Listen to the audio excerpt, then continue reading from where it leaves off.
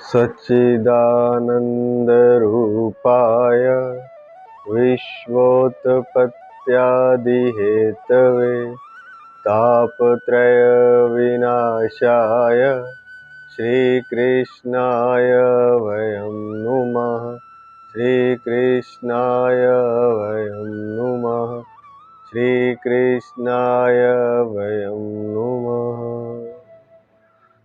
भक्तवांछा कल्पतरु शरणागत वत्सल भक्त वत्सल भगवान श्री कृष्ण और उनके साक्षात स्वरूप श्री मद् भागवत महापुराण के चरणों में प्रणाम करते हुए, साथ ही साथ दिव्य विभूतियों श्री गणेश जी, श्री हनुमान जी, नारद जी, सनकादि ऋषियों, व्यास जी, सुखदेव जी, सभी ऋषि मुनियों को प्रणाम करते हुए विद्या की देवी सरस्वती और उनसे प्रार्थना कि वे हमारे माध्यम से, हमारी जीवा और कंठ के माध्यम से खुद ही कथा का संचार प्रसार भक्तजनों, प्रेमी जनों और रसिक जनों में करें। कथा शुरू करने से पहले आज राधा अष्टमी है, इसलिए सबको राधा अष्टमी की ढेरों शुभकामनाएं। जिनको नहीं पता उनके लिए बता देते हैं कि राधा अष्टमी भाद्रपद की शुक्ल पक्ष की अष्टमी को मनाई जाती है। इस दिन श्री राधा जी का जन्म हुआ था। जैसे कृष्ण जन्माष्टमी है, उसी तरह से राधा जन्माष्टमी भी है। अब कुछ लोग कहते हैं कि राधा कौन है? राधा क्या भगवान श्री कृष्ण की प्रेमिका थी? कौन थी राधा? तो अगर भागवत का आधार लिया जाए तो राधा और गोपियों की तरह एक गोपी थी, विशेष गोपी थी, सबसे श्रेष्ठ गोपी थी। पूरी भागवत में राधा का नाम नहीं लिया गया, कहीं ऐसा प्रसंग नहीं आता, लेकिन श्रेष्ठ गोपी के रूप में एक गोपी का वर्णन आता है, जिसके बारे में कहा जाता है कि वही श्री राधा जी थी। भागवत में इतने बड़े महामुनि सुखदेव जी ने राधा का नाम नहीं लिया, तो कुछ लोग कहते हैं कि राधा थी ही नहीं, मात्र एक कल्पना है। लेकिन अन्य पुराणों में और संत महात्माओं का कहना है, जिन्होंने अपने भीतर कृष्ण प्रेम को, राधा प्रेम को जाना है, जुगल प्रेम को जिन्होंने अपने भीतर महसूस किया है, उनका कहना है कि राधा श्री कृष्ण की आत्मा है। क्योंकि एक व्यक्ति अगर प्रेम को प्रदर्शित करना चाहे तो कैसे करेगा? इसलिए भगवान श्री कृष्ण ने अपनी आत्मा को ही मूर्ति रूप में स्थापित कर दिया, या कहें शरीर रूप में उन्होंने अपनी आत्मा को प्रकट किया राधा के रूप में। तो भगवान श्री कृष्ण की आत्मा ही राधा है। उस आत्मा का नाम राधा रखा गया है। जैसे मनुष्य के भीतर, जीव के भीतर एक आत्मा निवास करती है, जिसके कारण वह जीवित होता है, ऐसे ही श्री कृष्ण की आत्मा है राधा। और क्योंकि भारतीय सनातन ग्रंथों में या महात्माओं की अनुभूतियों में ऐसा है और शास्त्रों में लिखा भी हुआ है, यहाँ पर रूप और अरूप का भेद नहीं है। साक्षात रूप भी होता है और वह निराकार रूप भी होता है, अर्थात निराकार और साक्षात का भी एक तरह से भेद नहीं है। जैसे गाय को, नदियों को माता कहा जाता है, तो नदी एक तरह से निर्जीव रूप है, माता की वहाँ कल्पना की गई है, लेकिन उनका साक्षात रूप भी होता है। नदी एक देवी के रूप में भी मूर्तिमान भी है, वे खाली निर्जीव पृथ्वी का एक भाग नहीं है, बल्कि मूर्तिमान भी होती है, दर्शन भी होते हैं। जो लोग नदियों को माँ की तरह, गंगा माँ, यमुना माँ, नर्मदा माँ, और बहुत प्रगाढ़ प्रेम से जो लोग पूजा आदि करते हैं, नर्मदा मैया की तो परिक्रमा की जाती है और सारी परिक्रमा में नर्मदा मैया ही कहा जाता है। तो कईयों को वहाँ जिनका प्रेम प्रगाढ़ होता है, उनको नर्मदा मैया के साक्षात स्त्री रूप में, देवी रूप में दर्शन भी होते हैं। तो कहने का तात्पर्य है कि शास्त्रों में भी लिखा है और वास्तव में ऐसा होता है कि निराकार और साकार का भेद नहीं है। जैसे सूर्यदेव हमें सामने दिखाई देते हैं एक गोले के रूप में, सूर्यदेव व्यक्ति के रूप में भी है। ऐसे ही भगवान के बारे में भी बहुत लोग झगड़ा भी करते हैं, विद्वान लोग तर्क भी करते हैं कि कोई कहता है साक्षात होता है, कोई कहता है निराकार होता है।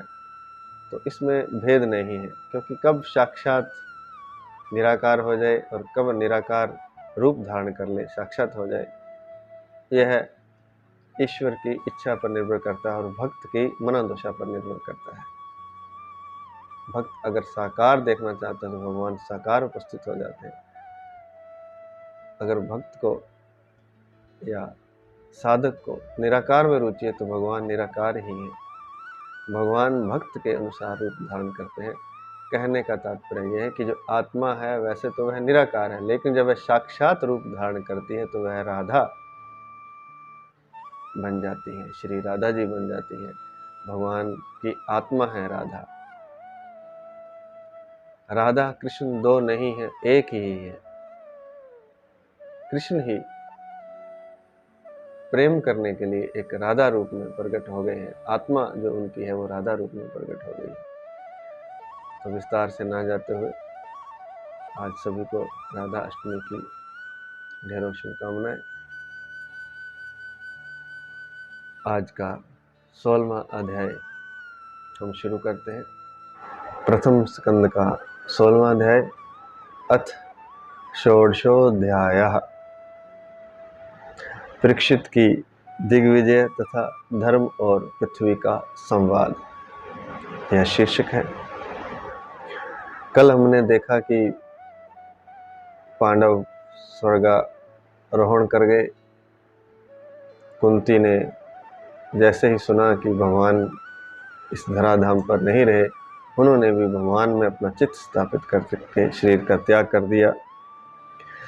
द्रौपदी भी अनन्य चिंतन करती हुई भगवान को प्राप्त हो गई। सभी भाई स्वर्ग की यात्रा पर निकल गए, भगवान श्री कृष्ण में अपने चित्त को दृढ़ करते हुए, और जो राज्य था वे उन्होंने राजा परीक्षित को सौंप दिया। तो यह कथा हम सुनते हैं। चूंकि सूत जी शौनक आदि ऋषियों को कथा सुना रहे हैं, तो वे कहते हैं सूत जी कि शौनक जी, पांडवों के महाप्रयाण के पश्चात राजा परीक्षित ब्राह्मणों की शिक्षा के अनुसार पृथ्वी का शासन करने लगे, जो कि राजा परीक्षित जो थे वो भगवान के परम भक्त थे। जो राजा होता था वह निरंकुश नहीं होता था। आजकल राजा निरंकुश हो गया, इसलिए अपनी अहंकार की तृप्ति के लिए जनता को राजा लोग दुखी भी करते हैं। लेकिन जो पहले राजा होते थे वहाँ पर राजा पर अंकुश रखने के लिए ब्राह्मण नियुक्त किए जाते थे, विद्वान नियुक्त किए जाते थे, और संत ऋषि महर्षि भी नियुक्त किए जाते थे, जैसे द्रोणाचार्य, कृपाचार्य आदि।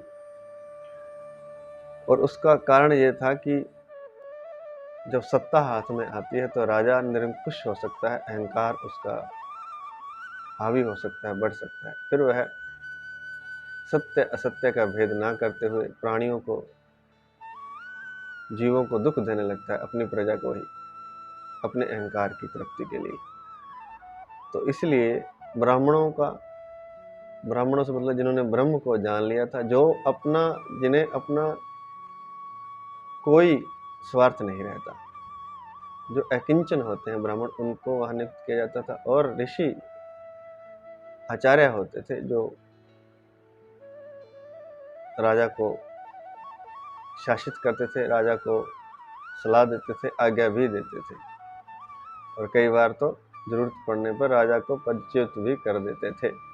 हालांकि राजा परीक्षित भगवान श्री कृष्ण के परम भक्त हैं, फिर भी ब्राह्मणों की आज्ञा के अनुसार वह पृथ्वी का शासन करने लगे। राजा परीक्षित के जन्म के समय जो कुछ भी ज्योतिषियों ने कहा था वह उनके बारे में पूर्णतः सत्य था। उनमें ऐसे ही गुण थे जैसे जन्म के समय ज्योतिषियों ने कहे थे, जो कि हम पीछे सुन चुके हैं। राजा परीक्षित ने उत्तर की पुत्री इरावती से विवाह किया और इरावती से उन्होंने जन्मेजय आदि 4 पुत्र उत्पन्न किए तथा कृपाचार्य को आचार्य बनाकर उन्होंने 3 अश्वमेध यज्ञ किए, जिसमें ब्राह्मणों को पुष्कल दक्षिणा दी गई। पुष्कल अर्थात पर्याप्त, अटूट, ढेर सारी दक्षिणा दी गई। उन यज्ञों की विशेष बात यह थी कि उन अश्वमेध यज्ञ में देवताओं ने साक्षात प्रकट होकर के अपना भाग ग्रहण किया। जो भी यज्ञ किया जाता है वह देवताओं के लिए किया जाता है, जिसे हम हवन भी कहते हैं आजकल। हवन यज्ञ आदि जो किया जाता है वह देवताओं की प्रसन्नता के लिए किया जाता है। जैसे कि वर्षा लानी हो तो इंद्र यज्ञ किया जाता है, ऐसे ही अन्य देवताओं की प्रसन्नता के लिए भी यज्ञ किए जाते हैं। वह मनुष्यों की कामना को पूर्ण करने के लिए यज्ञ किए जाते हैं। और इसमें यज्ञ में जो भी हम आहुति देते हैं, जो हम यज्ञ में दान करते हैं, उसका भाग देवताओं को पहुंचता है। अलग अलग देवताओं का अलग अलग भाग उसमें नियत है। यह प्रभु की एक व्यवस्था है। तो उसमें हर एक देवता का एक भाग होता है, किस देवता का कितना भाग है, यह एक व्यवस्था है। तो जो 3 अश्वमेध यज्ञ परीक्षित ने किए थे वे इतने महान यज्ञ थे कि उसमें देवता खुद पधारे थे अपना भाग ग्रहण करने के लिए। लेकिन अक्सर जब हम पृथ्वी पर यज्ञ करते हैं तो देवताओं तक अपने आप उसका हिस्सा पहुंच जाता है, उनका भाग पहुंच जाता है। वे ग्रहण करने आते नहीं हैं, ये दृश्य रूप से आते भी हैं लेकिन दृश्य रूप से उपस्थित नहीं होते। लेकिन राजा परीक्षित के यज्ञ में देवताओं ने साक्षात उपस्थित होकर के अपना भाग ग्रहण किया। इसमें एक बात और भी है कि कुछ समय पहले द्वापर में या त्रेता में और सतयुग में तो बिल्कुल साक्षात देवता और मनुष्य मिलते थे, मतलब उनके दर्शन होते थे, देवता उपस्थित होते थे। लेकिन जैसे कलयुग आया तो देवता उपस्थित नहीं होते, बहुत कम, बड़े प्रगाढ़ भाव हो तभी उपस्थित होते हैं। लेकिन दृश्य रूप से वे उपस्थित रहते हैं। तो कोई ऐसा ना समझे कि हम जो यज्ञ करते हैं वो ऐसे ही कोई ढकोसला है, वह ढकोसला नहीं है। अगर श्रद्धा से और विधि पूर्वक यज्ञ किया जाए तो उसका फल अवश्य मिलता है।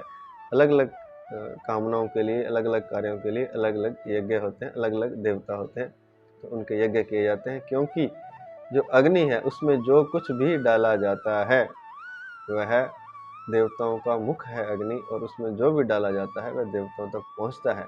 और उस यज्ञ के निमित्त जो कुछ भी हम दान करते हैं उसका भी भाग, दान पुण्य आदि जो हम करते हैं उसका भी भाग देवताओं तक पहुंचता है। तो यह सारी वैज्ञानिक बातें हैं वैसे तो, लेकिन आजकल के पढ़े लिखे लोग इसे नहीं मानते। अब उनको क्या कहा जाए, इस बारे में एक उदाहरण दे सकते हैं जैसे कि लोग कहते हैं कि यहाँ देने से वहाँ कैसे पहुँच जाएगा, जैसे कहते हैं कि यहाँ देंगे श्राद्ध में तो पितरों को पहुँचेगा। तो कोई लोग मजाक उड़ाते हैं ऐसे। और एक ऐसा उदाहरण भी दिया गया कि संत द्वारा कि यहाँ पानी देने से क्या खेतों में पानी पहुँच जाएगा। जो हम गंगा आदि नदियों में खड़े होकर के जलांजलि देते हैं अपने पितरों को, तो आधुनिक लोग उसका मजाक उड़ाते हैं। लेकिन उसको आज तो बड़े आसानी से समझा जा सकता है। जैसे हमने पैसे जमा कराए किसी बैंक में जहाँ हम रहते हैं वहाँ पर, और वो हमने विदेश में भारत से बाहर किसी को पैसे भेजने हैं, लेकिन वो पैसे हमने वहाँ नहीं भेजे, हमने तो यहाँ अपने शहर में उस बैंक में जमा करवा दिए। लेकिन वो पैसे उसको वहाँ के बैंक ने जिसे हमने भेजे थे उसको दे दिए। तो पैसे तो हमने जहाँ जमा करवाए थे वो पैसे भी नहीं गए, जो हमने जमा करवाए थे वो तो जहाँ भारत में ही रह गए, लेकिन वहाँ पहुँच गए और वो करेंसी भी चेंज होकर पहुँच गई। तो यह कैसे हुआ? यह एक व्यवस्था है, इंटरनेशनल व्यवस्था है। जैसे एक प्रक्रिया है, एक व्यवस्था है, एक टेक्निक कह सकते हैं। ऐसे ही परमात्मा की भी व्यवस्था है, जहाँ जो दिया जाता है वह वहाँ पहुँचता है, ऐसा नहीं है कि नहीं पहुँचता है। और आज तो और भी इसको और भी सूक्ष्म तरीके से, जैसे हमने फ़ोन में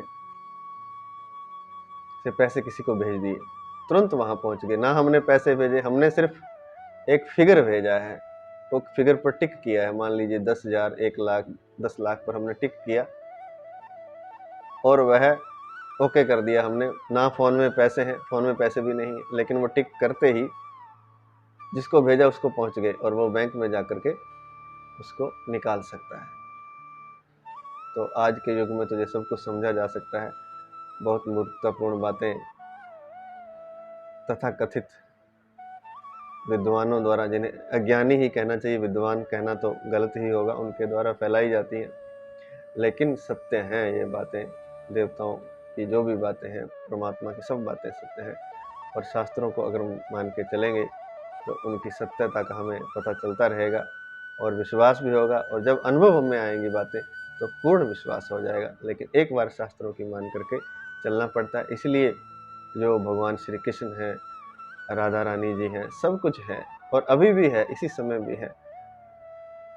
कलयुग में थोड़ा जल्दी से उनके दर्शन नहीं होते, लेकिन दृश्य अनुभूतियाँ तो बहुत होती हैं।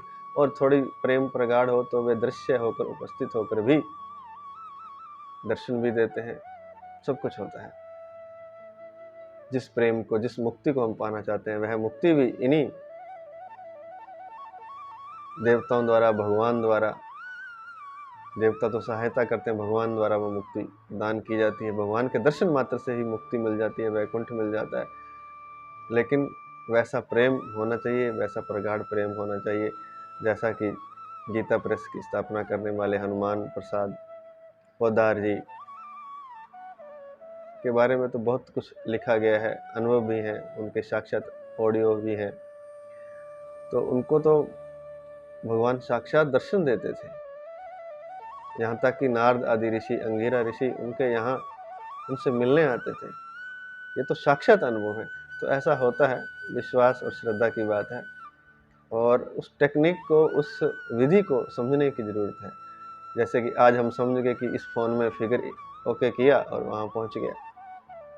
हमने पैसे नहीं भेजे हैं, हमने सिर्फ फिगर ओके किया है, 10,000 का, 1 लाख का, और किसी के नाम से किसी को भेज दिया। उसके फ़ोन में भी पैसे नहीं गए हैं, खाली फिगर गया है। लेकिन जब उसको ज़रूरत पड़ेगी तो वह वहाँ से रुपयों को कलेक्ट कर सकता है, जिसे कहें कि साकार रूप में। यहाँ तो हमने अदृश्य रूप से भेजे हैं, अदृश्य रूप से पैसे भी नहीं भेजे, फिगर भेजा है, लेकिन वहाँ वो साक्षात करेंसी चेंज करके भी उनको डॉलर के रूप में या जैसे भी वो प्राप्त कर सकता है। तो इस उदाहरण से हम समझ सकते हैं कि यह बात भी सत्य है कि देवताओं ने साक्षात आकर के परीक्षित के यज्ञ में, अश्वमेध यज्ञ में अपना भाग ग्रहण किया। अब साथ ही साथ इसके दूसरी बात भी है जो कि वह भी सत्य है जब राजा परीक्षित ने अश्वमेध यज्ञ किया तो वे दिग्विजय जब करते थे, तब एक बार दिग्विजय करते हुए उन्हें कलयुग मिला। किस रूप में? शूद्र के रूप में और राजा के वेश में। वो क्या कर रहा था? वह गाय और बैल के जोड़े को लात से मार रहा था। गाय और बैल को वह ठोकरें मार रहा था। तो राजा परीक्षित ने उसे पकड़कर, बलपूर्वक पकड़कर उसे दंड दिया। ऐसी ये कथा नहीं है, ये इतिहास है। इतिहास मतलब जो सत्य में पीछे हो चुका है, यह भी वास्तविकता। अब इसमें कलयुग कोई मनुष्य नहीं है, लेकिन वह रूप धारण कर सकता है। शास्त्रों में इस बात को पक्का अपने मन में बिठा लें, साकार और निराकार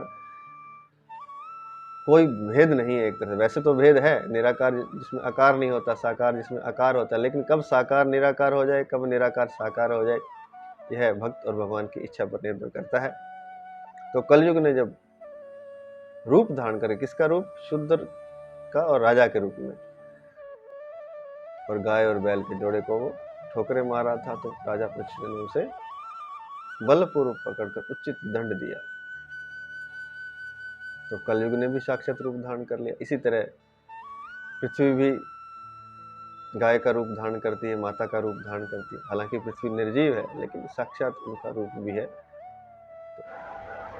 इस प्रसंग को लेकर शौनकादि ऋषि सूत जी से पूछते हैं कि राजा परीक्षित ने दंड दे करके कलयुग को छोड़ क्यों दिया, उसे मार क्यों नहीं डाला? क्योंकि चाहे वह राजा के वेश में था तो वह अधम शूद्र ही, और वह तो गाय को लात मार रहा था, जिसे हम माता मानते हैं। तो फिर राजा परीक्षित ने उसे दंड देकर क्यों छोड़ दिया? और जो अगली बात उन्होंने कही, शौनक जी ने सूत जी से पूछी, वह अत्यंत महत्वपूर्ण है। उन्होंने कहा कि यह प्रसंग अगर भगवान श्री कृष्ण की लीला से अथवा उनके चरण कमलों के मकरंद रस से संबंधित है, भगवान श्री कृष्ण के चरण कमलों के मकरंद रस का पान करने वाले रसिक महानुभवों से संबंधित है, तो इस प्रसंग को अवश्य सुनाइए। अगर उन भगवान के चरण कमलों के मकरंद रस से संबंधित नहीं है तो व्यर्थ की बातों से क्या लाभ? क्योंकि व्यर्थ की बातों से तो आयु ही बीतती है और कुछ भी नहीं होता है, आयु ही नष्ट होती है।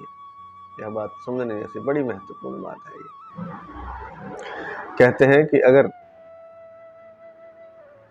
मकरंद रस, भगवान श्री कृष्ण के चरण कमलों के मकरंद रस का पान करने वाले रसिक महानुभवों से अगर यह प्रसंग संबंध रखता हो तो अवश्य कहिए।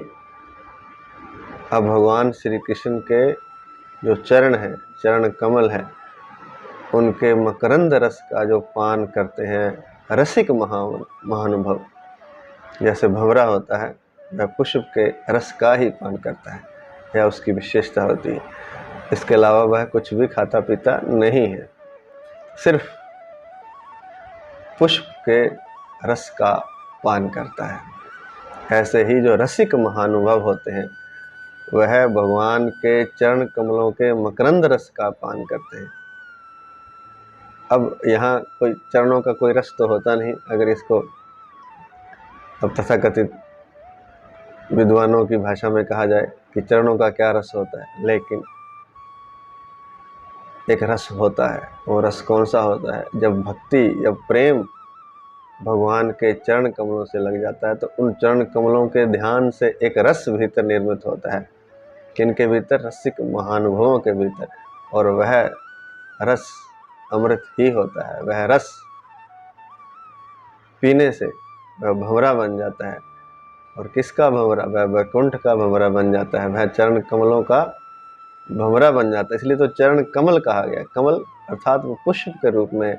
यह सब बातें अत्यंत सूक्ष्म हैं और इसको समझने के लिए खाली बुद्धि की आवश्यकता नहीं है, बुद्धि से नहीं, साथ साथ साधना भी होनी चाहिए, संतों का संग भी होना चाहिए। क्योंकि संतों के संग से ही ऐसी बातें समझ में आती हैं। जिन संतों ने इन बातों को अनुभव किया है, इस रस को अनुभव किया है, जिन्होंने भगवान श्री कृष्ण के चरण कमलों के मकरंद रस को पिया है, उन संतों का अगर संग मिल जाए, उनकी दृष्टि भी पड़ जाए, या फिर उन संतों की कोई वाणी हम सुन लें, तो किसी भी तरह से, या साथ साथ जो भगवान का चिंतन करते हैं, जो जप करते हैं लगातार कुछ घंटे प्रतिदिन, तो उनको जो है सूक्ष्म बातें समझ में आती हैं। अन्यथा जो है बड़ी दिव्य बातें हैं, सूक्ष्म बातें हर किसी के समझ के बश की नहीं है। लेकिन बुद्धि से एक बार समझ सकते हैं, लेकिन इसका अनुभव करना हो तो फिर हमें साधना करनी होती है, चिंतन करना होता है, भगवान के चरण कमलों का जप करना होता है, उनके नाम का और उनकी लीलाओं का चिंतन करना होता है। तो शौनकादि ऋषि सूत जी को कहते हैं कि अगर यह जो कलयुग का प्रसंग है राजा परीक्षित का, यह रसिक जनों के रस जो वो पीते हैं, जो अमृत वो पीते हैं भगवान के चरण कमलों का, अगर उससे संबंधित है तो अवश्य बताइए, वरना रहने दीजिए, क्योंकि व्यर्थ बातों से क्या फायदा, व्यर्थ बातों से तो आयु ही बीतती है, आयु ही नष्ट होती है। कहने का तात्पर्य यह है कि भगवान की चर्चा के अलावा हम जो भी चर्चा कर रहे हैं, हम अपना समय नष्ट कर रहे हैं, हम अपनी आयु नष्ट कर रहे हैं। बहुमूल्य समय, बहुमूल्य आयु, देवताओं को भी दुर्लभ जो मनुष्य जीवन है वह हम नष्ट कर रहे हैं अगर हम अन्य कोई चिंतन करते हैं। लेकिन यह बड़ा मुश्किल है समझ में आना। वही बात है फिर, अगर यह संतों के संग से, शास्त्रों के अध्ययन से ही समझ में आता है कि हमारे समय का क्या उपयोग है। जो समय हमें मिला है वह हमारे पेट भरने के लिए नहीं है, या इस शरीर को सजाने के लिए नहीं है, या इस शरीर की सुविधा के लिए नहीं है। बड़े बड़े मकान, सुंदर सुंदर वस्त्र हम पहनते हैं, मकान बनाते हैं, और आजकल तो सौंदर्य प्रसाधन यूज किए जाते हैं चेहरे को सुंदर बनाने के लिए, और कई कुछ यूज किया जाता है। तो इसके लिए तो मनुष्य जीवन नहीं मिला था, यह तो हम अपनी आयु नष्ट कर रहे हैं। अगर हम भगवान का चिंतन नहीं करते, व्यर्थ की बातों में हम लगे हुए हैं, तो हम समय नष्ट कर रहे हैं। हम बहुत धन कमाने की दौड़ में लगे हैं, बड़ी गाड़ी चाहिए, बड़ा मकान चाहिए, तो यह सब व्यर्थ है। व्यर्थ किस दृष्टि से? संसार की दृष्टि से व्यर्थ नहीं है, संसार की दृष्टि से तो बहुत सार्थक है, क्योंकि जिसके पास जितना धन, जितनी बड़ी गाड़ी, जितना ओहदा होगा, जितनी सुंदरता होगी, वह उतना सम्मान पाएगा। जितना विद्वान होगा, जितना उसका यश होगा, उतना वह संसार में, इस पृथ्वी पर सम्मान पाएगा। लेकिन इस पृथ्वी की बात नहीं है, शास्त्र इस पृथ्वी से पार की बात कर रहे हैं। शास्त्र उस वैकुंठ लोक की बात कर रहे हैं, उस मुक्ति की बात कर रहे हैं, जहाँ इस जन्म मरण के चक्कर में पड़ना नहीं पड़ता। अब जन्म मरण के चक्कर में, अब जिसे समझ ही नहीं है उसे लगता है कि क्या दिक्कत है जन्म मरण में, जन्म हो गया, मरना जब होगा हो जाएगा। लेकिन उसे पता नहीं है कि यहाँ जन्म में भी दुख है, मरण में भी दुख है। मरते समय भी आत्मा कष्ट पाती है बीमारी के कारण या बुढ़ापे के कारण। जन्म के समय भी वह एक कैद में रहता है, एक ट्यूब में रहता है, अंधेरे में, अंधेरी गुफा में कितना तड़पता है। शास्त्रों में लिखा है कि जब वह वहाँ तड़पता है, उल्टा लटका होता है मनुष्य, जीव, तो प्रार्थना करता है कि एक बार हे ईश्वर इस अंधेरी काल कोठरी से बाहर निकाल दे, फिर तेरा भजन ही करूंगा, उसके सिवाय कुछ नहीं करूंगा, एक क्षण भी व्यर्थ नहीं करूंगा, एक बार इस कोठरी से निकाल दे। बड़ी प्रार्थनाएं करता है, हाथ जोड़ता है, लेकिन जैसे ही बाहर आता है सब भूल जाता है। क्यों प्रार्थनाएं करता है? क्योंकि गर्भ में जब होता है तो उसे अपने पिछले जन्मों की बहुत याद आती है। वह उसमें देख लेता है अपने पिछले जन्मों को कि हर बार मैंने यही किया था, जन्म लिया था, फिर धन कमाया था, फिर मृत्यु हो गई थी। वही सारे कार्य जो हर लोग, हर मनुष्य करते हैं, वही मैंने किए थे। असार व्यर्थ के कार्य जिनसे आयु ही नष्ट होती है, वो सब किए, लेकिन मिला तो कुछ नहीं। जिस आनंद को पाने की तलाश थी वह तो मिला नहीं। वह तो मिलना ही क्या था, दुखों में ही रहा। दुखों के घेरे में जूझता रहा, तड़पता रहा, टूटता रहा, मिटता रहा, लेकिन दुखों का पार नहीं पाया। ऐसे अनेक जन्म बीत गए। तब उसे याद आती, इस बार कुछ ऐसा करूँगा कि उन दुखों से मैं छूट जाऊँगा और जन्म मृत्यु का जो दुख है उससे भी मुक्त हो जाऊँगा। लेकिन जैसे ही बाहर आता है गर्भ से और फिर वो अपने माता पिता और अन्य लोगों के प्रेम में, मोह में पड़ जाता है और जीवन भर उसे याद ही नहीं आती। छोटा होता है तो माता पिता से मोह करता है, थोड़ा बड़ा होता है तो खिलौने से करता है, और बड़ा होता है तो शरीरों से मोह करता है। स्त्री है तो पुरुष से मोह करती है, पुरुष है तो स्त्री से मोह करता है, और फिर शादी, और फिर थोड़ा और बड़ा होता है तो उनके बच्चे हो जाते हैं, फिर बच्चों से मोह करता है, धन से मोह करता है, मकान, गाड़ी, सुंदरता, वस्त्र आदि सबसे पता नहीं कितने मोह, हजार मोह एक जीवन में, एक मन में व्यक्ति पाल के रखता है। तो अंत में फिर वही बुढ़ापा और फिर वही मृत्यु और दुख में तड़पता हुआ इस संसार से चला जाता है। लेकिन इसके लिए बड़े विवेक की आवश्यकता है, शास्त्र अध्ययन की जरूरत है, संतों का संग करने की आवश्यकता है। तभी यह बातें समझ में आती है कि हम कहाँ हैं। बेहोश आदमी को तो ये पता ही नहीं है कि मैं हूँ कहाँ। जैसे किसी ने नशा किया हो, महंगा नशा, और वो नशे में इतना बेहोश है कि उसे पता नहीं कि वो गंदगी में पड़ा है या गोबर पर पड़ा है, कहाँ पड़ा है। वो तो मस्त पड़ा है, नशे में धुत है, उसे कोई चिंता नहीं है, लेकिन देखने वाले को दिख रहा है कि वह गंदगी में पड़ा है, इसे होश नहीं है। लेकिन बेहोश आदमी को नहीं पता कि मैं कहाँ, वो मजे में है, वो गोबर के ऊपर भी लेट रहा है, कुत्ते भी उसको चाट रहे हैं तो भी आनंद में है, क्योंकि बेहोशी में उसे समझ नहीं आ रही है। लेकिन जैसे जैसे होश आता है वैसे वैसे पता चलना शुरू होता है कि मैं किस नरक में पड़ा हुआ हूँ, किस दुख में फंसा हुआ हूँ। मनुष्य जीवन तो दुख का ही जीवन है। इसमें सुख की तो मात्र आशा है, सुख का तो मात्र सपना, सुख है नहीं, इसमें मात्र दुख है। वह तरह तरह से अनेक रूप ले लेकर के दुख आता है, कभी बीमारी लेकर के, कभी मानसिक दुख, कभी शरीर के दुख, अनेक दुख हैं, कभी बच्चों के, कभी माँ बाप के, कभी रिश्ते नातों के, अनेक दुख लेकर के बार बार ये जीवन आता है, झंझोरता है। लेकिन बेहोश आदमी को कोई फर्क नहीं पड़ता, उसे समझ में नहीं आता कि क्या हो रहा है। लेकिन जो होश में है, जो थोड़ा विवेक जिसका जगह है, जिसने संतों का संग किया, जिसने शास्त्र का अध्ययन किया है, उसे समझ में आता है कि यह तो दुख है, ये जीवन, मैं यहाँ दुख में पड़ा हूँ। फिर उसमें प्रश्न उठता है कि मैं अब सुख के लिए क्या करूँ, आनंद के लिए क्या करूँ। तो उसी का जो सारा भागवत में दिया गया है, हर एक पन्ने पर दिया गया, हर एक श्लोक में दिया गया है। उस आनंद को पाने की विधि बार बार बताई गई है। वह विधि है नाम जप, भगवान के लीला का चिंतन, ध्यान, संतों का संग आदि। तो शौनक आदि ऋषि कहते हैं सूत जी को कि व्यर्थ की बातें नहीं करनी है, सिर्फ वही बात बताइए जिससे कि हम भगवान श्री कृष्ण के चरण कमलों के मकरंद रस का पान कर सकें, या जिन्होंने उस मकरंद रस का पान किया है उनकी कोई बात, उनकी कोई चर्चा हमें सुनाइए, क्योंकि जो हम सुनेंगे हम वैसे ही हो जाएंगे। जिन्होंने मकरंद रस का पान किया है भगवान के श्री चरणों के चरण कमलों का, भगवान के चरण कमलों का, उनकी चर्चा हम सुनेंगे तो हम भी वैसा ही होना चाहेंगे। क्योंकि मनुष्य नकलची होता है, वो जो देखता है, जो सुनता है, वही करता है।